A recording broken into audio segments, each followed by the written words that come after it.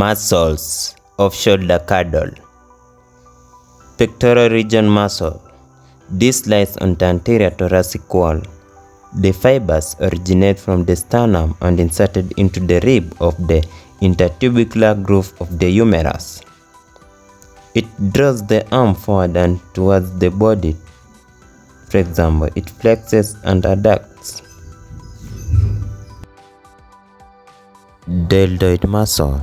These muscle fibers originate from the lateral one-third of the clavicle, acromion process, and spine of scapula, and radiate over the shoulder joint to be inserted into the deltoid tuberosity of the humerus.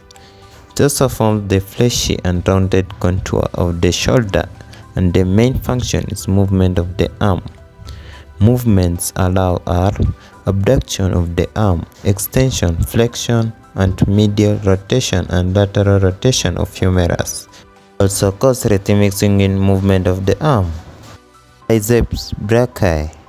This lies on the anterior aspect of the upper arm. At its proximal end, it is divided into two parts, heads of which has its own tendon.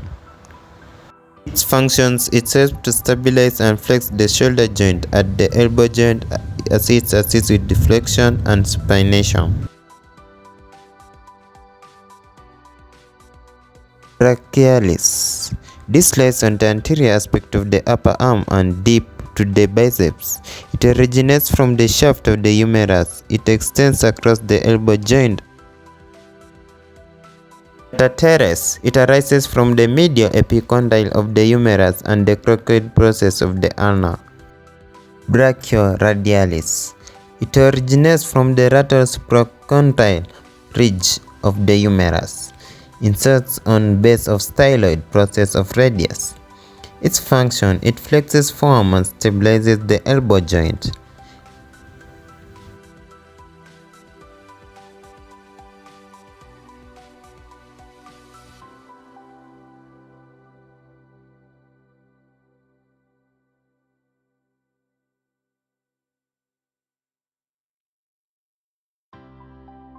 Pineta is a deep muscle and lies obliquely across the posterior and lateral aspect of the forearm. Its fibers arise from the lateral epicondyle of the humerus and upper parts of the ulna. The pronator teres. It rotates the radio-ulnar joint, changing the hand from the anatomical to the writing position.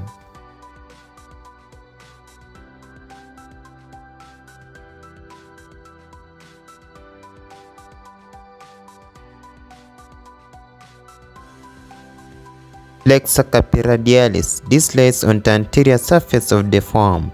It originates from the medial epicondyle of the humerus and is inserted into the second-third metacarpal bones.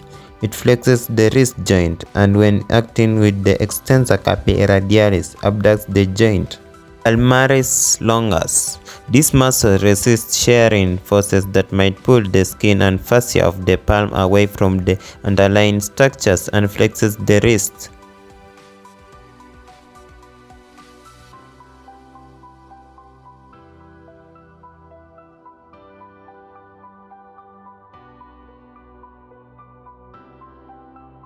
Flexor digitorum superficialis is the only muscle of the intermediate compartment. Flexor digitorum superficialis divided into two heads, a humeral head and a radial head.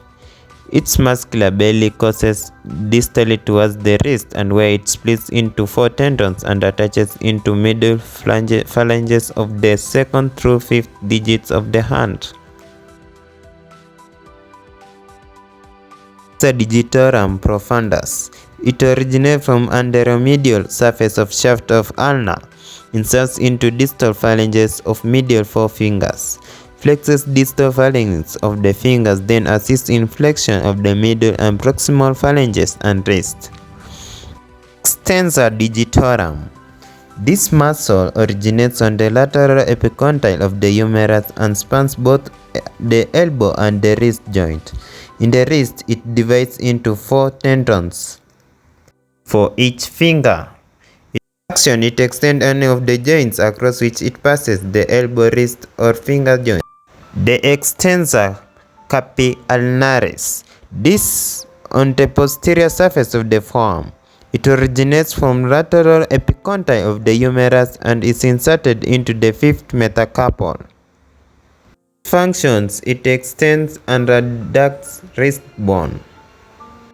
Flexor carpi ulnaris. This lies on the medial aspect of the forearm. It originates from medial epicondyle of the humerus and the upper parts of the ulna and is inserted into the pisiform and the hamate.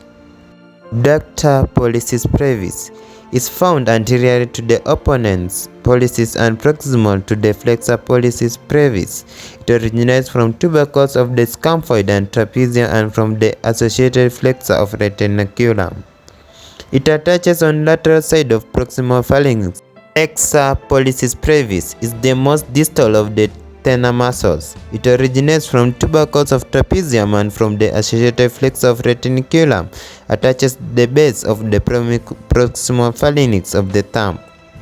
Access metacarpophalangeal joints of the thumb.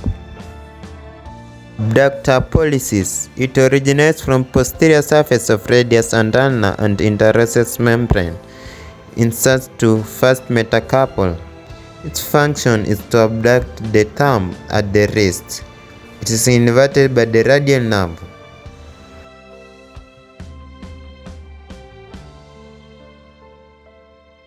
Dorsal interossei is the most superficial of all dorsal muscles.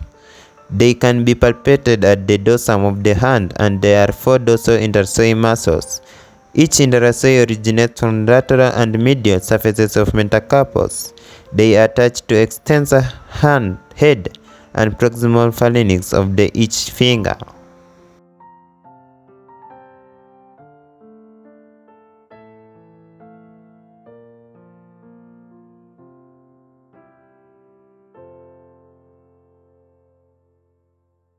Lumbricals, muscles of mid-palm.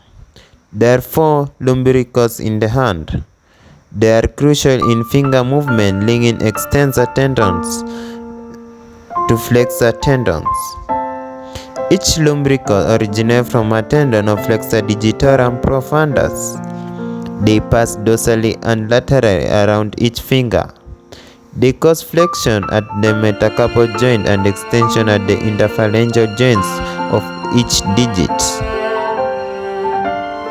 Lumbricus is inverted by a lateral 2 lumbricus, that is median nerve, and the medial 2 lumbricus, that is ulnar nerve.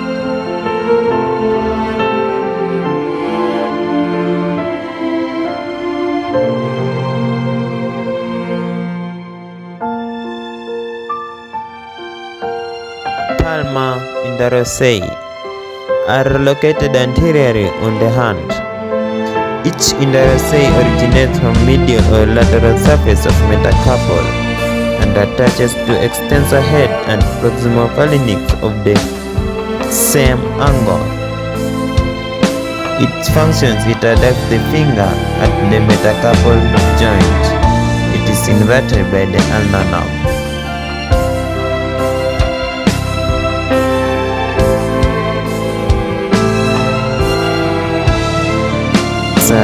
Digit minimi brevis. It originates from hamate bone.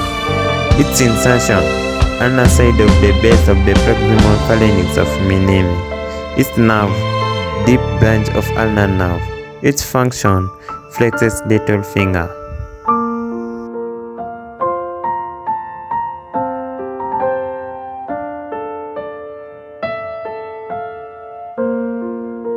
Abductor digit minimi manus. It originates from pisiform. Its insertion point: base of the proximal phalanx of the 5th digit on the ulnar or medial side. Its nerve: its deep branch of ulnar nerve. Triceps brachii. Long head originates from infraglenoid tubercle. Lateral head originates from humerus superior to radial groove. Medial head from head humerus inferior to the radial groove. Distally, the head converges onto one tendon and insert into olecranon process of the ulna. It helps to stabilize the shoulder joint. It also assists in adduction of the arm and extends the elbow joint.